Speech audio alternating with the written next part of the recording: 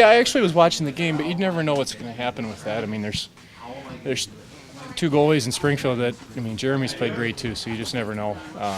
But I was kind of aware of it and a little worried because I don't get great reception where I live there. And lo and behold, I get a voicemail with no ringtone.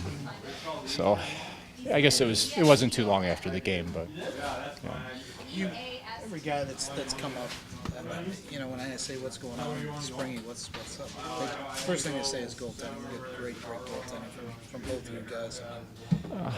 Is that it? Just you and no, I don't think at all.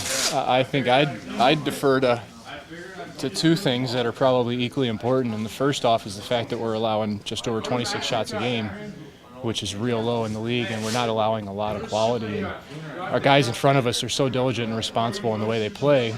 And the second part of that is a reflection on our coaching. We have three, really, really good coaches there that spend an awful lot of time breaking everything down so that we know what we need to do on the ice. And I think that's the biggest reason why we've been so good, It's been 3 years almost, or over 3 years since you played in the NHL game. Yeah, I guess so, yeah. I don't know, does it make you feel... Well, does it feel like it's I don't know been if that long? I get reminded I'm old when I look in the mirror and I got gray hair everywhere every day, but I'm probably the fourth or fifth oldest in this room right now, I guess. But no, I don't feel old at all. I just feel like I've just had to keep proving myself every year. I mean, I've had to grind for every chance I've ever had, and it's been like that every season. And sometimes you get rewarded, and sometimes the chance never comes, and there's just so many variables. So it's the reason why you keep working to get these chances.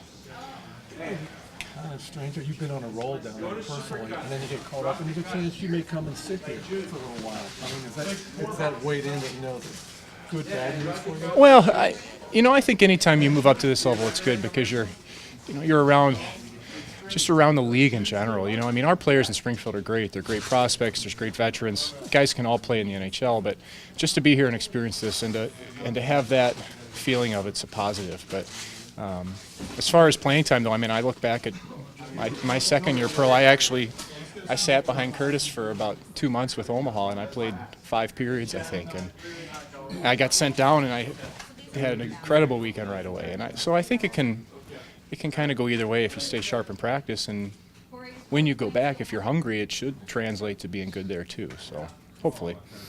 For how durable Bob's been, and I think he was expected to play a lot of games. Was this always in the back of your mind, or do you kind of just have to take the mentality of, I know my situation, I know what's going on.